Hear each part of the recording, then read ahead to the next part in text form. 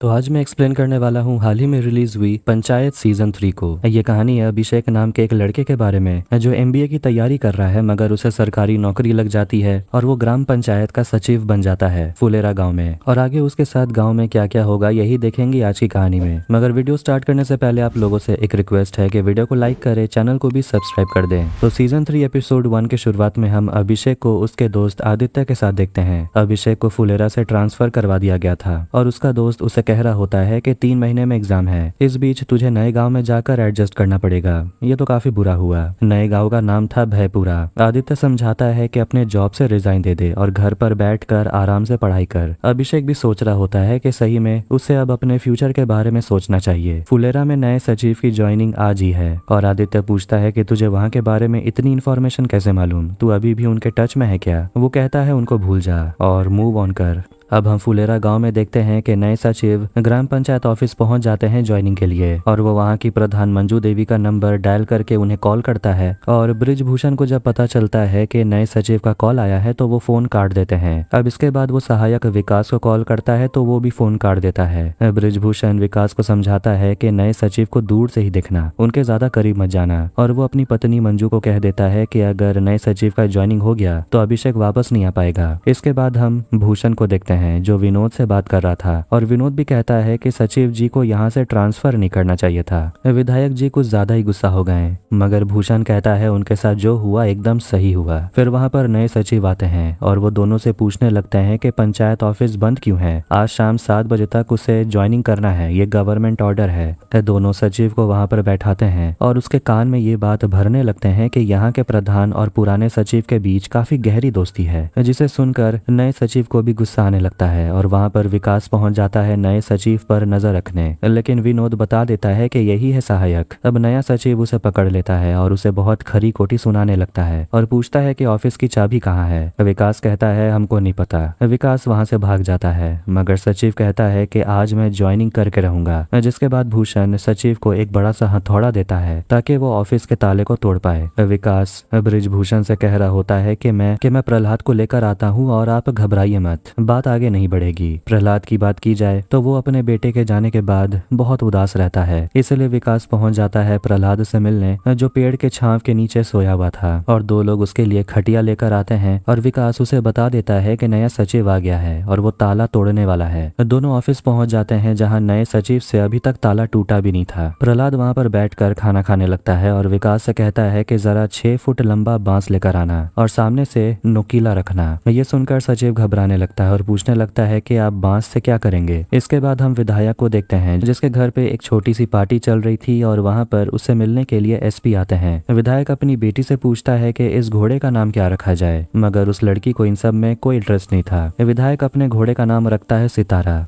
विधायक को भी खबर लग जाती है कि नया सचिव आ गया है जो उसी का आदमी है, लेकिन उसे ऑफिस में घुसने नहीं दिया जा रहा। वो काफी भड़क जाता है, लेकिन उसका आदमी छुट्टन उसे समझाता है कि आपको चिंता करने की जरूरत नहीं, हम लोगों ने डीएम मैडम को खबर कर दिया है। इसके बाद ब्रिजभूषण को डीएम का कॉल आता है जो उसे कहती है कि हमें मंजू देवी से बात करना है और वो मंजू देवी से कहती है कि आप तुरंत ऑफिस आइए। मंजू देवी ऑफिस पहुंचती है तो वो देख रही थी कि वहाँ क्या नौटंकी चल रहा है। फिर वहाँ पर विकास पहुंचता है बांस लेकर और मंजू सचिव से कहती है कि हम डीएम मैडम से मिलने जा रहे हैं और ये सारा मुद्दा वहीं सॉल्व होगा। अभिषेक अपने जॉब से रिजाइन देने के बारे में सोच रहा था कि तभी उसे प्रधान की बेटी रिंकी का कॉल आता है जो उसे खबर कर देती है कि आपकी नौकरी बचाने के लिए यहाँ पर जंग चल रही है। वो उसे मैसेज करने ही वाला था, जिसे देखकर रिंकी एक्साइटेड हो जाती है, लेकिन अभिषेक कोई मैसेज नहीं सेंड करता। मीटिंग के दौरान मंजू देवी डीएम मैडम से कहती है कि एक बार विधायक से बात करे क्योंकि ये जो नया सचिव है वो उसी का आदमी है। डीएम मैडम कहती है वो बहुत बदतमीज आदमी है, मैं उससे बात करने नहीं जाऊंगी। प्रहलाद कह देता है कि अगर विधायक का सचिव ज्वाइन करेगा तो उसका हाथ पैर तो टूटेगा, चाहे इसके लिए मुझे जेल ही क्यों ना जाना पड़े।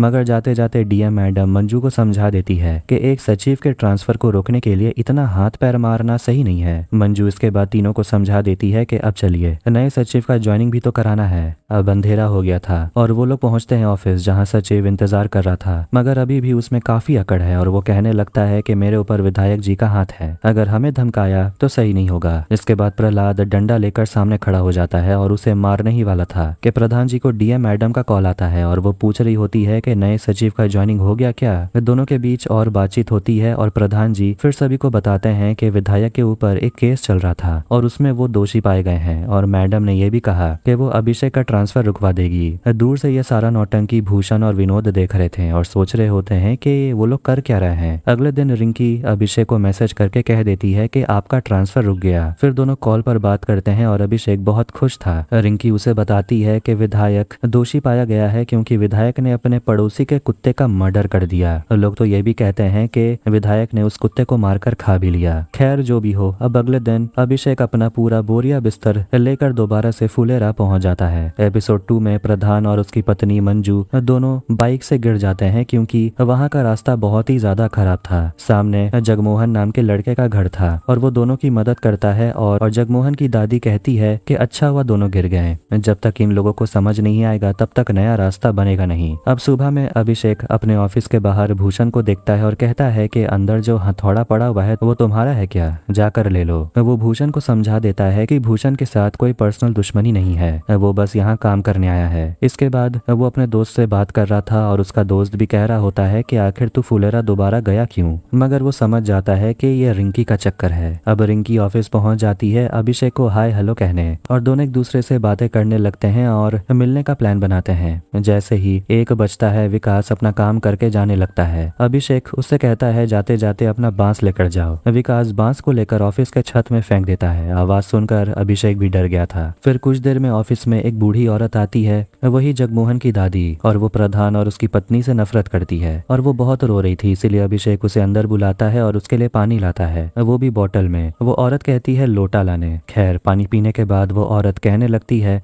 कि उसका पोता जगमोहन और उसकी पत्नी दोनों ने मिलकर उसे घर से बाहर निकाल दिया और अब वो कहाँ रहेगी उसे नहीं पता। वो अभिषेक से मदद मांगती है और कहती है कि प्रधानमंत्री गरीब आवास योजना में एक मकान उसे दिला देने। जाते जाते अभिषेक उस बूढ़ी औरत को एक लौकी दे देता है। वो पहुंच जाता है मंजू देवी से बात करने, जिसके पैर में काफी दर्द था क्योंकि वो बाइक से गिर जो गई थी। इस वजह से अभिषेक पूछता है कि ये कहाँ हुआ, तो प्रधान उसे बताते हैं वही जगमोहन के घर के सामने। अब जगमोहन के बारे में बात हो ही रही है तो अभिषेक उसकी दादी के बारे में बताता है कि वो आवास योजना में एक घर लेना चाहती है क्योंकि उसके पोते जगमोहन ने उसे घर से बाहर निकाल दिया। मगर मंजू कहती है कि आज सुबह तो वो सभी एक दूसरे के साथ ही रह रहे थे। अभिषेक और विकास दोनों पहुंच जाते हैं घर को चेक करने के लिए और वो देखते हैं कि घर के पास में एक झोपड़ी है और बूढ़ी औरत वहीं रह रही थी और वो अपने पोते को देखकर कहती है कि अरे जाओ जाओ, अब सचिव जी हमें तुमसे भी अच्छा घर दिला कर देंगे। जाने से पहले अभिषेक बूढ़ी औरत से पूछता है कि आपको मैंने लौकी दिया था वो कहाँ है। बूढ़ी औरत घबराकर कहती है मैंने सब खा लिया। अभिषेक को शक होता है कि ये बूढ़ी औरत को छुपा रही है, इसीलिए वो जगमोहन के घर में जाता है और उन्हें वहां पर लौकी मिल जाता है। मतलब कि ये सभी लोग एक साथ रह रहे हैं और ये बूढ़ी औरत बेघर होने का नाटक कर रही है। अभिषेक उन सभी से कह देता है कि इस तरह फ्रॉड करना उन्हें काफी भारी पड़ेगा। वो ऑफिस में आकर प्रधान से कहता है कि उनके पास पक्का मकान है तो उन्हें आवास योजना में घर नहीं मिलेगा, ये इल्लीगल है।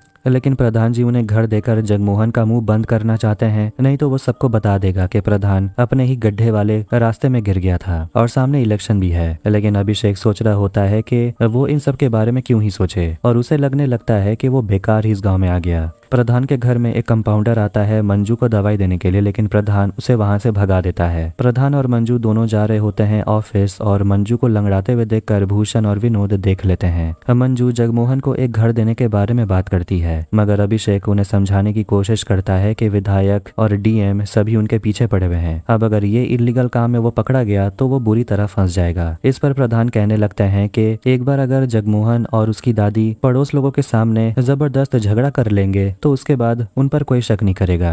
अभिषेक सोचने लगता है कि यार बड़ी गलती हो गई यहाँ कर। अब अभिषेक जगमोहन को जाकर समझा देता है कि उसे करना क्या है, मगर वो कहता है कि वो अपनी दादी पर चिल्ला नहीं सकता। अभिषेक उसे कहता है तो फिर सड़ो ऐसे ही घर पे। बूढ़ी औरत बहुत स्मार्ट है और कहती है अपने पोते से कि मैं मैनेज कर लूंगी, तू मुझे धक्के मार के घर से बाहर निकाल देना और मैं ऐसे चिल्लाऊंगी कि पूरे गाँव का कान फट जाएगा। और वो अभिषेक से पूछती है उसके बाद तो मुझे घर मिल जाएगा। अभिषेक शॉक्ड। अब इसके बाद जगमोहन और उसकी दादी दादी का ड्रामा शुरू हो जाता है और आस पड़ोस के लोग आकर झगड़ा देखने लगते हैं। लेकिन जगमोहन अपनी दादी को झोपड़ी में सोते हुए देखकर उसे बहुत बुरा लगता है। अगले दिन अभिषेक उस बूढ़ी औरत के लिए आवास योजना फॉर्म फिलअप कर देता है। अंधेरा हो गया था और तभी रिंकी आ जाती है अभिषेक से मिलने और दोनों टंकी के ऊपर बैठकर चाय पीने वाले थे कि तभी प्रहलाद, जो पूरे दिन गायब था, देखते हैं कि वो टंकी के ऊपर था। अभिषेक उसे संभालता है और प्रधान और विकास भी वहां पहुंच जाते हैं और प्रहलाद से पूछते हैं कि ये तूने अपनी क्या हालत बना रखी है। प्रहलाद अपने घर नहीं जाता क्योंकि वहां उसे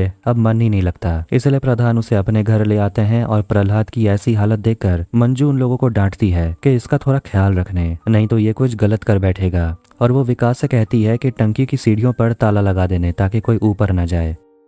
अब कुछ समय के बाद टंकी के सीढ़ियों पर गेट लगा दिया जाता है। फिर विकास के घर में हम उसे और प्रहलाद को देखते हैं और दोनों को विकास की पत्नी खुशबू खाना खिला रही थी और वो प्रहलाद से कहती है कि आपके लिए चेक रखा हुआ है जो सरकार की तरफ से दिया गया था। 50 लाख का चेक है, इसलिए घर में रखने में थोड़ा सा डर लगता है, मगर प्रहलाद को उन पैसों की पड़ी नहीं है। अब ऑफिस में देखते हैं कि प्रधानमंत्री गरीब आवास योजना द्वारा एक लिस्ट जारी किया जाता है और भूषण लिस्ट देखता है और वो विनोद और माधव से कहता है कि तुम लोगों का नाम नहीं आया और दोनों से कहता है कि जब मैं प्रधान बनूंगा तब तुम दोनों को इंतजार नहीं करना पड़ेगा। वो लिस्ट देखता है और भूषण समझ जाता है कि योजना में फ्रॉड हुआ है। लिस्ट में 4 घर फुलेरा पूरब को मिला है और 7 घर पश्चिम को, और जगमोहन की दादी का भी नाम था। माधव कहने लगता है कि वो बूढ़ी औरत तो एक नंबर की ढोंगी है, मैंने खुद देखा कि जगमोहन की पत्नी उस बूढ़ी औरत को खाना खिला रही थी और इस हिसाब से उस औरत को घर नहीं मिलना चाहिए। वो लोग पहुंच जाते हैं ग्राम पंचायत ऑफिस और अभिषेक से ये सब बता देते हैं कि उन्हें जगमोहन की दादी का सच पता है। फिर जैसे ही वो लोग चेक करने के लिए जगमोहन के घर पहुंचते हैं तो जगमोहन अपनी दादी को अपने घर से बाहर निकाल देता है क्योंकि उसकी पत्नी उसकी दादी की देख रेख कर रही थी। बस ये सब ड्रामा था भूषण को यकीन दिलाने के लिए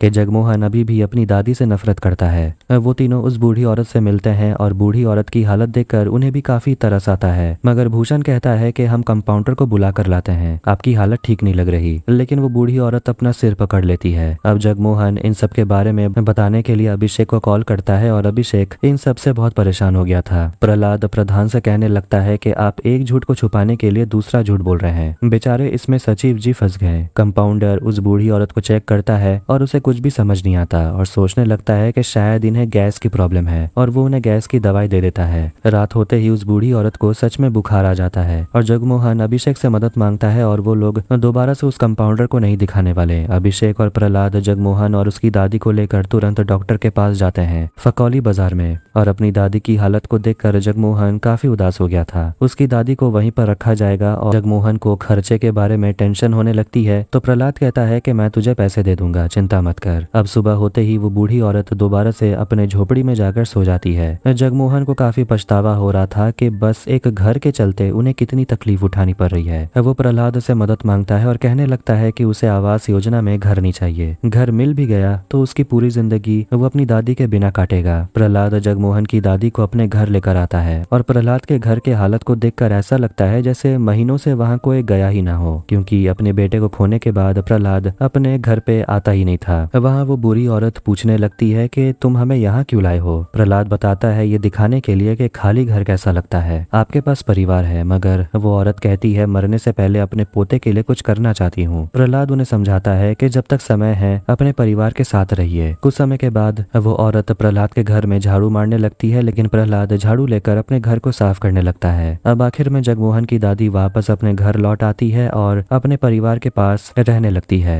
झगड़ा तो खत्म हो गया था तो भूषण और विनोद अभिषेक से पूछते हैं कि अब ये बूढ़ी अम्मा वाला घर किसको मिलेगा। भूषण कहता है कुछ भी हो अम्मा वाला घर किसी पूरब वाले को ही मिलना चाहिए। अभिषेक अब प्रधान को समझा रहा होता है कि जगमोहन वाला बखेड़ा सड़क के वजह से पैदा हुआ था, अगर आप लोग सड़क को बनवा ही नहीं सकते तो लोगों को बता दीजिए। पंचायत ऑफिस में मीटिंग बैठती है और इसी टॉपिक पर बात करने के लिए वहाँ पर भूषण पहुंच जाता है और वो काफी नाराज था कि जगमोहन की दादी को जो घर दिया गया वो पश्चिम फुलेरा को दे दिया गया था। वो बताता है कि आवास योजना में 12 घर फुलेरा को दिए गए थे, 7 घर पश्चिम फुलेरा को और 4 घर फुलेरा पूरब को। जगमोहन की दादी वाला घर रद्द कर दिया गया और कायदे के हिसाब से वो घर पूरब में किसी को मिलना चाहिए था, लेकिन वो मिला अनिल नाम के आदमी को जो रहता है पश्चिम में, जो कि पूरी तरीके से गलत है। प्रधान पश्चिम से है, इसीलिए वो अपने ही लोगों में घर बांट रहे हैं। भूषण फ्रस्ट्रेट हो गया था क्योंकि प्रधान जी कोई काम ही नहीं करते, ना ही गाँव में सड़क बनाते हैं। मंजू कहती है विधायक तो जेल में है तो हम पैसे किसे मांगेंगे। भूषण कहता है कि वो जेल से छूट गए हैं पर अभी इलेक्शन में उसकी पत्नी विधायक बनेगी।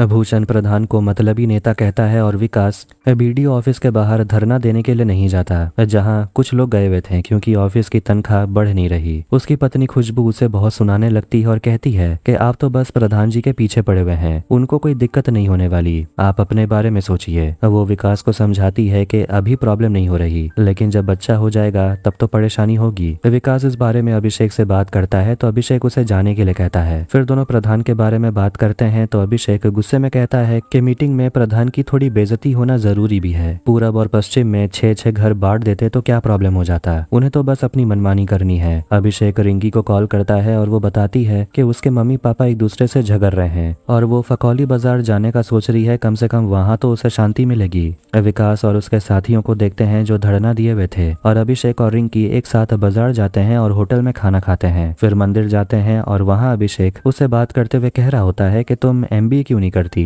रिंकी कहती है कि बैंकिंग ज्यादा आसान रहेगा। अभिषेक समझाता है कि आसान तो कुछ भी नहीं होता। अब रिंकी अपने करियर को लेकर काफी सीरियस थी और अभिषेक उसे समझाता है कि तुम MBA ही क्यों नहीं करती, वैसे तुम्हारा 12th में मैथ्स में कितना आया था। वो कहती है 42, जो कि बहुत ही कम है। अब हम विनोद, माधव और भूषण को देखते हैं जो MLA से मिलने के लिए जाने वाले थे, जो जेल से छूट गए हैं। फिर भूषण की पत्नी भी तैयार होकर आ जाती है जो प्रधान बनने का सपना देख रही है। वो लोग विधायक के घर पहुंच जाते हैं लेकिन उन्हें अंदर जाने नहीं दिया जाता, मगर भूषण और उसकी पत्नी छुट्टन से कहने लगते हैं कि आपको गुस्सा करना है, नफरत करना है तो प्रधान से करिए, हम तो विधायक के दोस्त हैं, हम उनकी मदद करने के लिए यहाँ आए हैं ताकि वो बदला ले सकें। इसके बाद वो लोग विधायक से मिलते हैं और भूषण कहने लगता है कि हम चाहते हैं कि आपके और फुलेरा के बीच शांति समझौता हो जाए और वहाँ पक्की सड़कें बना दी जाएं। विधायक कहने लगता है कि इन सब से मेरा क्या फायदा होगा। भूषण कहता है बदला, आप अपनी बेइज्जती का बदला ले पाइएगा। विधायक उनका साथ देने के लिए मान जाते हैं और विकास समझ गया था कि धरना देने से सैलरी बढ़ने वाला नहीं है। अभिषेक उसे समझाता है कि कोई और रास्ता ढूंढ ले ताकि इनकम थोड़ा सा और बढ़ पाए। फिर वहाँ पर प्रहलाद आता है जो उन लोगों से प्रधान जी के बारे में पूछता है कि आखिर वो दिखाई क्यों नहीं दे रहे हैं। मीटिंग में बेइज्जती होने के बाद प्रधान मुंह लटकाए घर में बैठे हुए थे। अब रात के समय चारों की महफिल बैठती है लेकिन महफिल में मजा नहीं था। प्रहलाद आवास योजना में जो गलती हुई उसके बारे में बात करता है, मगर प्रधान सीधे गलती मानने से इनकार ही कर देते हैं जो सही में उनसे हुई है। प्रधान कहते हैं कि सरकारी पैसों से सड़क बना लेंगे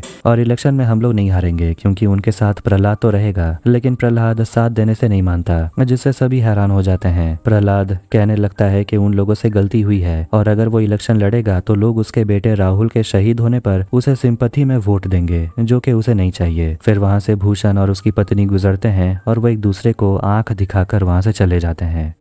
भूषण भी ये जानकर काफी खुश हो जाता है कि प्रहलाद ये इलेक्शन नहीं लड़ने वाला। अब वो मीटिंग रखवाना चाहता है, जिस बात पर प्रधान जी काफी गुस्सा हो जाते हैं और चिल्लाने लगते हैं कि वो है कौन जो मीटिंग रखवाना चाहता है, हम उसकी बात माने ही क्यों। मंजू भी कह देती है कि अब तक आपके मन में जो आया आप लोगों ने वही किया, क्या फायदा हुआ, इसलिए एक बार सर झुकाकर अपना काम कर लेते हैं क्योंकि और कोई रास्ता नहीं है। अब हम मीटिंग में देखते हैं कि भूषण प्रधान से कहने लगता है कि विधायक के साथ शांति समझौता कर लेने, मगर प्रधान समझाता है कि वो आदमी फुलेरा में रास्ता बनने नहीं देगा। भूषण और उसकी पत्नी कहने लगते हैं कि विधायक सब कुछ पहले जैसा करना चाहते हैं, अगर वो राजी है तो हम क्यों नहीं। अभिषेक को बताया जाता है कि विधायक शांति समझौता में सफेद कबूतर उड़ाना चाहते हैं। वो सोचने लगता है कि अब ये सफेद कबूतर कहाँ मिलेगा। अभिषेक को ये सब कुछ ठीक ही लगता है और कहता है कि विधायक को शांति समझौता करने देते हैं और वो प्रहलाद के बेटे राहुल को माला अर्पण भी कर देगा और लास्ट में हम प्रधान के घर पे उन्हें लंच करा देंगे और उसके बाद ऑफिस में मीटिंग रखवाई जाएगी और विधायक और वार्ड मेंबर के बीच सड़क बनवाने को लेकर।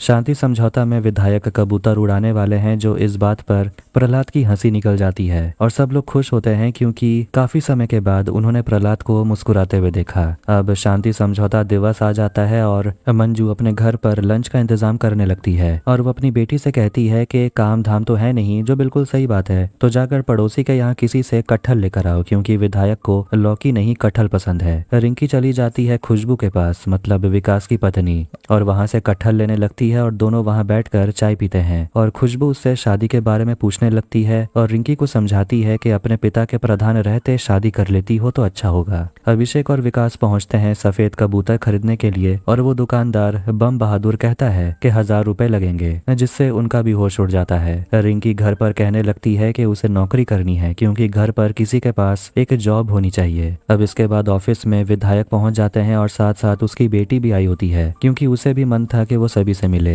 भूषण विधायक को माला पहनाता है और सभी से इंट्रोड्यूस कराता है। विधायक प्रहलाद के सामने मगरमच्छ के आंसू बहाने लगता है और ये दिखाने के लिए कि उसे बहुत दुख है कि उसका बेटा शहीद हो गया। माला अर्पण करने के बाद प्रधान और मंजू विधायक को अपने घर बुलाने लगते हैं लंच करने के लिए, लेकिन विधायक कहता है कि वो खाना तो खाएगा लेकिन विनोद के घर में, क्योंकि वो भूषण से पहले ही वादा कर चुका था। अब ये सुनकर उन दोनों का चेहरा उतर गया। विधायक विनोद के घर पहुंचते हैं तो विनोद और माधव ने मिलकर विधायक के लिए मटन बनाया था। ये देखकर विधायक घबरा जाता है और सभी को कहता है अपना कैमरा बंद करने, क्योंकि विधायक ने कोर्ट में कह दिया था कि वो अब से नॉनवेज नहीं खाएगा। लेकिन मटन देखकर विधायक खुद को रोक नहीं पाता और मटन खाने लगता है। लंच करने के बाद विधायक मीटिंग करने के लिए पहुंच जाते हैं और थोड़ा बहुत ड्रामा होने के बाद विधायक भूषण और उसकी पत्नी और विनोद और माधव का शुक्रिया अदा करते हैं और कहते हैं कि ग्राम पंचायत ऑफिस में इन लोगों के लिए भी 4 कुर्सी होनी चाहिए, जिससे प्रधान गुस्से में आ जाते हैं और विधायक वादा करते हैं कि जब वो इलेक्शन के बाद दोबारा से विधायक बन जाएगा या अगर उसकी पत्नी विधायक बन जाएगी तो सबसे पहला काम वो फुलेरा गांव में एक पक्का सड़क बनाएगा। इसके बाद कबूतर उड़ाने का समय आता है तो सफेद कबूतर मिला नहीं था तो काले से ही काम चलाना पड़ेगा। खैर, विधायक अपने साथ भूषण को भी खड़े होने के लिए कहते हैं और दोनों मिलकर कबूतर को उड़ा देते हैं और ये प्रार्थना करते हैं कि फुलेरा गांव में सब कुछ सही हो। लेकिन कबूतर को कस के पकड़ने की वजह से वो कबूतर उड़ता नहीं और मर जाता है, जिसे देखकर बम बहादुर बहुत ही ज्यादा निराश हो गया था और वो गुस्से में विधायक से कह देता है कि तुम हत्यारे हो, तुमने सही में उस कुत्ते को मारा होगा और खाया भी होगा। अब शर्मिंदा होकर विधायक वहां से चले जाते हैं और भूषण कहने लगते हैं कि विधायक को हाई प्रेशर है इसीलिए उन्होंने कबूतर को कस के दबा दिया होगा। अभिषेक उनको चुप करा देता है और कहता है कि यह विधायक किसी की नहीं सुनता, ना किसी की इज्जत करता है। सभी लोग अभिषेक से सहमत हैं और सभी के सामने भूषण की भी थू थू हो जाती है। इसके बाद मंजू फैसला करती है कि वो आखिरी घर जो अम्मा को नहीं मिला वो कबूतर वाले आदमी बम बहादुर को दे देंगे जो पूरब में रहता है। एक रात गांव में बिजली चली जाती है और अभिषेक इमरजेंसी लाइट लेकर पढ़ाई करने लगता है। तभी उसे प्रधान का कॉल आता है और वहां उनकी बात वो रिपोर्टर से कराता है जो ऑफिस आए हुए थे और प्रधान जी उन्हें बम बहादुर का इंटरव्यू लेने के लिए बोलते हैं। लेकिन रिपोर्टर को चिंता है कहीं बम बहादुर को खतरा ना हो जाए विधायक से, इसीलिए उसे प्रोटेक्शन देना होगा। मंजू प्रधान को समझा रही होती है कि आपको बम बहादुर को बलि का बकरा बनाना है और उसे बचाकर आपको हीरो बनना है और ये होगा ऐसे क्योंकि बम बहादुर पूरब में रहता है और प्रधान के ऊपर ये शिकायत है कि वो पूरब लोगों की मदद नहीं करते। अब वहाँ पर बिजली आ जाती है और प्रधान अपनी पत्नी से पूछता है कि लगता है कुछ ज्यादा ही बादाम खा रही हो, स्मार्ट हो गई हो। अब रात के समय बम बहादुर का इंटरव्यू लिया जाता है और सुबह होते ही विधायक देखते हैं कि उस वीडियो में 52,000 व्यूज आ चुके थे। विधायक को काफी गुस्सा आता है और वो भूषण से कहता है कि बम बहादुर को बोलो हमसे माफी मांगे। वो लोग विधायक को समझाते हैं कि इसी गुस्से का इस्तेमाल करके प्रधान सभी को इकट्ठा कर रहा है। विधायक को फर्क नहीं पड़ता और वो उन तीनों को धमकाता है कि अगर बम बहादुर माफी नहीं मांगता है तो वो लोग तो जानते ही हैं कि विधायक किस तरह का इंसान है। सुबह के समय अभिषेक नहाने जाने वाला था तभी वहां पर रिंकी पहुंच जाती है और ये देखकर अभिषेक भागते हुए अंदर आकर कपड़े पहनता है और रिंकी वहां आ गई थी MBA की किताबें लेने के लिए और कैट के मोटे मोटे किताबें देखकर उसका दिमाग खराब हो गया था। रिंकी पढ़ाई स्टार्ट कर देती है लेकिन उसके मम्मी पापा बस उसके आगे पीछे घूमते रहते हैं। मंजू अपनी बेटी को दूध पीने के लिए देती है लेकिन वो नहीं पीना चाहती तो प्रधान पी जाता है। अभिषेक, विकास, प्रहलाद और प्रधान बम बहादुर को ग्राम पंचायत ऑफिस में ले आते हैं और वहीं रहने को बोलते हैं क्योंकि उसे विधायक से खतरा हो सकता है। और विकास अभिषेक से पूछता है आपके पास कोई हथियार है इमरजेंसी के लिए? अभिषेक ना कहता है। विकास एक बड़ा सा बांस लेकर आता है और बम बहादुर को ट्रेनिंग देने लगता है किस तरीके से लड़ना है। तभी उसकी पत्नी उसे कॉल करती है और पता चलता है कि खुशबू बेहोश हो गई थी। रिंकी और मंजू को भी ये खबर मिलती है और सभी लोग विकास के घर पर आ जाते हैं और उसकी पत्नी कहती है कि बेहोश नहीं हुई थी, बस चक्कर सा लग रहा था, जिस पर मंजू समझ जाती है कि खुशबू पेट से है और सभी लोग काफी खुश हो जाते हैं। और रिंकी कहती है कि अब आप लोग जाकर चेकअप करा लीजिए। भूषण और उसकी पत्नी और विनोद सभी लोग पंचायत ऑफिस पहुंच जाते हैं और बम बहादुर को ढूंढने लगते हैं और बम बहादुर उन्हें देखकर बांस से हमला कर देता है, मगर वो लोग बम बहादुर को बहलाने फुसलाने लगते हैं और कहते हैं कि विधायक जी तुम्हें कुछ नहीं करेंगे, बस उनसे एक बार माफी मांग लो। बम बहादुर पूछता है कि अगर मैं माफी नहीं मांगू तो क्या करोगे? वो लोग कहते हैं फिर तो तुम्हें कोई नहीं बचा सकता। अब बम बहादुर थोड़ा घबराने लगता है। सभी लोग आए हुए थे खुशबू को लेकर डॉक्टर से चेकअप कराने और ड्राइवर पान खाने के लिए चला जाता है और गाड़ी में सिर्फ अभिषेक और रिंकी रहते हैं। रिंकी कह रही होती है कि कैट की तैयारी तो वो कर रही है लेकिन उसके कुछ पल्ले नहीं पड़ रहा। अभिषेक पीछे जाकर उसके साथ बैठना चाहता था मगर रिंकी मना करती है और पूछती है वैसे आपको पीछे क्यों आना है? दोनों बस मुस्कुराते रहते हैं। फिर विकास और खुशबू बाहर आते हैं और विकास कहने लगता है कि वो बाप बनने वाला है। सभी लोग काफी खुश हो गए थे, इसलिए शाम को प्रधान के घर पे इसी बात पर पार्टी रखवाई जाती है और सभी लोग घर पर पहुंचते हैं, वार्ड मेंबर्स भी। और बम बहादुर फैसला कर चुका है और वो कहता है कि अगर विधायक प्यार से माफी मांगते तो शायद मैं उन्हें माफ कर भी देता, लेकिन अब बम बहादुर माफी नहीं मांगेगा। फिर वो सभी रिपोर्टर्स को बुलाकर इंटरव्यू करते हैं और बम बहादुर हिम्मत दिखाकर विधायक को चैलेंज कर देता है कि वो माफी नहीं मांगने वाला, वो जो कर सकता है कर ले। जिस आदमी से कबूतर नहीं संभलता वो विधानसभा खाक संभालेगा। ये सुनकर विधायक भी काफी गुस्सा हो गया था। अब कुछ दिन के बाद देखते हैं कि प्रधान की हर जगह तारीफ हो रही थी और अब प्रधान को भरोसा है कि वो विधायक से लड़ लेगा क्योंकि उसके साथ काफी लोग खड़े हैं जो उसका साथ देंगे। वो लोग जाते हैं बम बहादुर से मिलने के लिए और वो बांस लौटा देता है और कहता है कि अब मुझे इसकी जरूरत नहीं है, अगर विधायक हम पर हमला करते भी हैं तो अभी तक कर चुके होते हैं। बम बहादुर को वो लोग समझा देते हैं कि थोड़ा सतर्क रहने, कुछ भी होता है तो हमें बुला लेने, अकेले बहादुर बनने की जरूरत नहीं है। वो लोग वहां से निकलते हैं तो वो लोग विकास के बारे में बात कर रहे थे कि वो बाप बनने वाला है और प्रहलाद कहता है कि उसके बच्चे का खर्चा वो उठा लेगा। विकास मना करता है और कहता है कि बाप मैं हूँ तो खर्चा मैं ही उठाऊंगा। वो लोग अभिषेक को भी कहने लगते हैं कि आप भी थोड़ा काम से छुट्टी लेकर पढ़ाई पे थोड़ा ध्यान दीजिए। फिर वहां पर एक लड़की रवीना आती है जिसका मायके फुलेरा में है और उसका पति वही है। गजब बेइज्जती है। रवीना रिंकी की दोस्त है और वो फुलेरा पहुंचकर रिंकी को मैसेज कर देती है। रिंकी उसे मिलने के लिए निकलती है और ये देखकर मंजू उसे कहने लगती है कि 2 मिनट किताब के साथ बैठा भी नहीं जाता। विधायक 2 लोगों को बुलाते हैं और उनको बम बहादुर को सबक सिखाने का काम देते हैं और उन दोनों का भी प्रधान से कोई पुराना हिसाब है जो चुकता करना है। विधायक कहते हैं कि बम बहादुर को निपटाना है। दोनों घबराने लगते हैं तो विधायक उन्हें कहते हैं मतलब सिर्फ पैर तोड़ना है। रिंकी रवीना और उसके दूल्हे से मिलने के लिए जाती है और रिंकी बताने लगती है कि वो एमबीए की तैयारी कर रही है, सचिव जी की तरह। रवीना का पति पूछता है एमबीए में खर्चा कितना आता है? रिंकी बताती है करीब 15 से 20 लाख। वो कहने लगता है अच्छा, इससे अच्छा तो गाड़ी खरीद कर भाड़े में दे दो, इतना खर्चा पढ़ाई में कौन करता है? रिंकी कहती है सब आपकी तरह थोड़ी सोचते हैं। अभिषेक को उसके दोस्त आदित्य कॉल करता है जो उसे पूछने लगता है कि एग्जाम का डेट निकल गया जो है 28 तारीख और वो दोनों बनारस में मिलने का प्लान करते हैं। तभी उसे रिंकी का कॉल आता है जो कहती है कि वो रवीना और जीजा जी के साथ बगीचे जा रही है घूमने और वो अभिषेक को भी बुलाती है मगर वो सोचने लगता है कि वो जाए या ना जाए।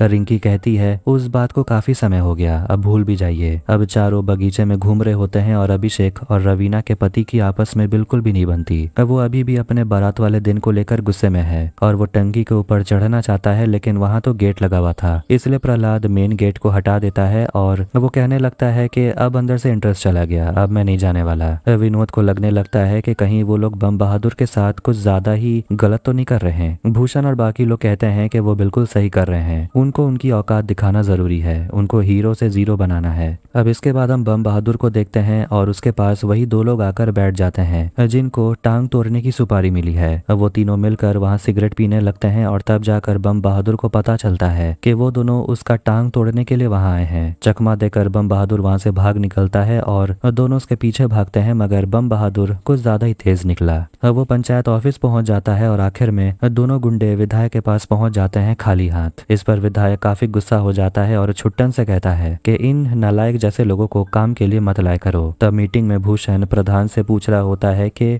विधायक के खिलाफ आप लोग क्या कदम उठाने वाले हैं, मगर वो लोग भूषण को इस बारे में नहीं बताते क्योंकि वो चारों तो वैसे भी विधायक के तलवे चाटते हैं, इसलिए उनको ऑफिस से निकाल दिया जाता है। अभिषेक और बाकी सब प्लान बना रहे होते हैं कि वो विधायक का घोड़ा खरीद लेंगे जो विधायक बेचना चाहते हैं। उनको लग रहा है कि फुलेरा गांव में किसी की औकात ही नहीं है ऐसा कुछ खरीदने की और उनका घोड़ा खरीद कर हम उनका घमंड तोड़ेंगे। वार्ड मेंबर सोचते हैं कि विधायक फुलेरा गांव में किसी आदमी को अपना घोड़ा क्यों ही बेचेगा। अभिषेक कहता है फुलेरा के दामाद को तो बेच सकता है। अब इसके लिए प्रधान रवीना के पापा परमेश्वर को बुलाते हैं और उसे समझाते हैं। अपने दामाद से कहिए विधायक का घोड़ा खरीद लेने, मगर वो मना करता है और कहता है किसी और को बोलिए या फिर दूसरे गांव से किसी खरीदार को बुलाइए। प्रहलाद वहां पर 5 लाख रुपए लेकर आता है और कहता है कि इन पैसों से आप घोड़े को खरीद लीजिए, परमेश्वर को पैसे खर्च करने की जरूरत नहीं। रवीना कहती है वो भी जाएगी। रिंकी कहती है कि अगर पति पत्नी दोनों जाएंगे तो अच्छा होगा, लगेगा कि दोनों घोड़ा खरीदने के लिए आए हैं। रवीना का पति भी तैयार होकर आ जाता है और दोनों निकलते हैं विधायक के घर जाने के लिए। रास्ते में अभिषेक उसे थैंक यू कहता है ये सब करने के लिए। वो गाड़ी रोकता है और अभिषेक से कहता है पीछे बैठने, मतलब रिंकी के साथ। रिंकी शर्माने लगती है मगर कहती है आप पीछे आ जाइए। फिर वो और अभिषेक पीछे बैठ जाते हैं और वो लोग निकल पड़ते हैं विधायक के घर जाने के लिए। विधायक के पास घोड़ा खरीदने के लिए सिर्फ रवीना और उसका पति ही जाते हैं और विधायक के आदमी छोटन को पैसे दे देते हैं और वो बड़े ही ताव से उसे कहता है कि अगर ज्यादा पड़ जाए तो उसकी मिठाई खा लेना। विधायक आखिरी बार अपने घोड़े सितारा को गले लगाता है और वो काफी रो रहा था और वो दोनों से कहता है कि अपने बच्चे की तरह इसकी देखभाल करिएगा। अब वो दोनों घोड़े को लेकर गांव पहुंच जाते हैं और सभी लोग बहुत ज्यादा खुश हो गए थे। सबकी खुशी देखकर भूषण को रहा नहीं जाता और वो छुट्टन को फोन करता है और पूछता है कि ये क्या अनर्थ हो गया। विधायक को सारा सच पता चल जाता है कि कैसे फुलेरा के प्रधान और बाकियों ने मिलकर उसे धोखा दिया और धोखे से उसके घोड़े को खरीद लिया। वो बंदूक लेकर गांव की तरफ निकलता है, लेकिन भूषण और विनोद सभी हाथ जोड़कर उसे कहते हैं कि खून खराबा से किसी का भला कभी नहीं हुआ। लेकिन विधायक उन पर ही काफी गुस्सा हो जाते हैं और कहने लगते हैं कि जब वो सभी हमारा घोड़ा लेकर गए थे तो तुम लोग क्या कर रहे थे। वो उन लोगों को धमकाता है कि अगर 3 बजे से पहले मेरा घोड़ा मुझे नहीं मिला तो तुम लोग नहीं बचोगे। अब वो लोग पहुंच जाते हैं पंचायत ऑफिस और सभी को बता देते हैं कि विधायक मार काट पर उतर आए हैं, इसलिए उन्हें घोड़ा लौटा देना चाहिए। अभिषेक वहां पर सभी से पूछता है आखिरी बार कि घोड़ा लौटा देना चाहिए या लड़ाई करना चाहिए।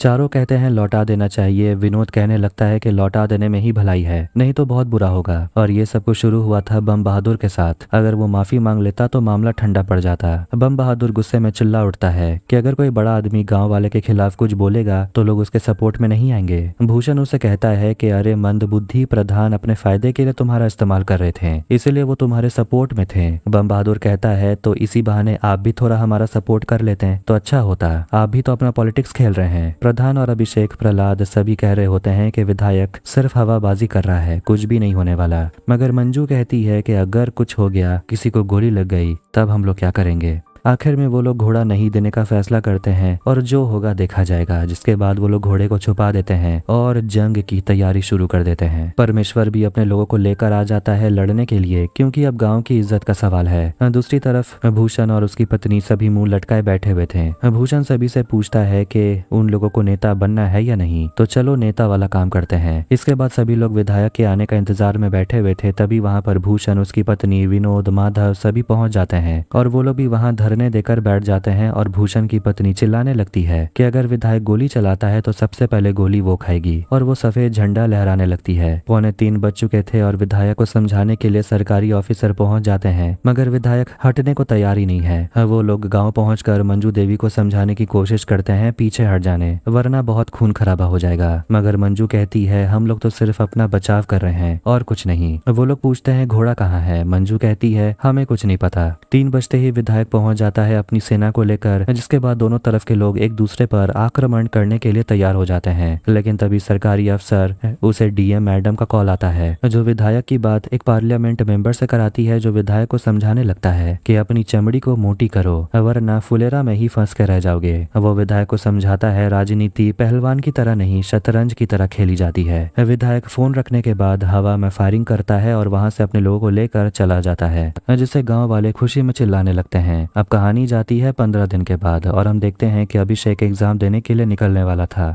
मगर जाने से पहले वो घोड़े को खाना खिलाता है और सभी लोग अभिषेक को मोटिवेट करने लगते हैं कि इस बार उसका सिलेक्शन हो जाएगा। अभिषेक अपने बस के आने का इंतजार कर रहा था और सभी एक साथ बैठकर वहां बातें करते हैं और विकास पूछता है तो एमबीए के बाद आपका क्या प्लान है। अभिषेक कहने लगता है वही 2 साल पढ़ाई, फिर नौकरी, फिर शादी, वही पुरानी कहानी। प्रहलाद यहाँ कहने लगता है कि वो अपने पैसों से और घोड़े खरीदना चाहता है। खैर अब थोड़ी देर में में वहां बस पहुंच जाती है, लेकिन तभी वहां पर दो लोग पहुंचते हैं जो शूटर होते हैं और उन चारों पर गोली चलाने लगते हैं। वो चारों जान बचाकर इधर उधर छुप जाते हैं और शूटर के जाने के बाद अभिषेक जल्दी जल्दी बस पर चढ़ जाता है और बाकी तीनों उल्टे पैर गांव की तरफ भागते हैं क्योंकि वो शूटर वापस आ रहे थे। आखिर में प्रधान, प्रहलाद और विकास पकड़े जाते हैं और विकास को अभिषेक का कॉल आता है, मगर विकास अभिषेक को झूठ बोल देता है कि वो तीनों सही सलामत हैं, लेकिन वो शूटर प्रधान पर गोली चला देता है। अगले सीन में हम देखते हैं कि प्रधान को हॉस्पिटल में एडमिट कराया जाता है और अभिषेक अपने दोस्त आदित्य के साथ भागते हुए हॉस्पिटल पहुंचता है। प्रधान जी की हालत क्रिटिकल है और प्रहलाद काफी गुस्से में था और कहता है कि वो बदला जरूर लेगा, लेकिन सही समय आने पर। अभिषेक अपने दोस्त के साथ वापस गांव जा रहा था तो रास्ते में विधायक उससे मिलता है। अभिषेक उन पर चिल्लाता है, मगर विधायक उनसे कहता है कि हमने गोली नहीं चलवाई, वो तो बस यहाँ प्रधान जी से मिलने आया है। फिर प्रहलाद और विकास भी वहाँ आ जाते हैं और सभी में झगड़ा होने लगता है। विधायक कहता है कि शायद इलेक्शन सामने है, हो सकता है कि सहानुभूति के लिए प्रधान ने अपने ऊपर खुद गोली चलवाई होगी। भूषण भी अनाप शनाप कहने लगता है प्रधान जी के बारे में, तो अभिषेक उन्हें जोड़ का लगा देता है, जिसके बाद विधायक के लोग और यहाँ अभिषेक, प्रहलाद, विकास सभी लोगों में झगड़ा होने लगता है और मारपीट होने लगती है और हॉस्पिटल के बाहर लड़ाई मारपीट करने के वजह से सभी को पुलिस स्टेशन में बंद करके रखा जाता है। और वहाँ विकास अभिषेक से पूछता है कि आपका एग्जाम कैसा गया। अभिषेक कहता है बढ़िया। डीएम मैडम मीडिया कॉन्फ्रेंस करते हुए कह रही होती है कि जिला प्रशासन ये पूरी रिस्पॉन्सिबिलिटी लेती है कि फुलेरा गांव में इलेक्शन साफ सुथरे तरीके से होगा और अगर कोई पैसे बांटते हुए, हथियार लहराते हुए पकड़ा गया तो उसके खिलाफ कड़ी कार्रवाई होगी। निष्पक्ष चुनाव करवाने के लिए सीआरपीएफ की 2 कंपनी सहित 10,000 से ज्यादा जवानों की तैनाती की जाएगी। अब देखना होगा कि इलेक्शन के समय गाँव में क्या तमाशा होता है, लेकिन ये तो देखने को मिलेगा सीजन 4 में, जिसके लिए शायद फिर से 2 साल इंतजार करना पड़ेगा। खैर, आपको ये वीडियो कैसा लगा कमेंट करके जरूर बताएं। वीडियो पसंद आए तो वीडियो को भी लाइक करें, चैनल को भी सब्सक्राइब करें। मिलते हैं नेक्स्ट वीडियो में। Take care.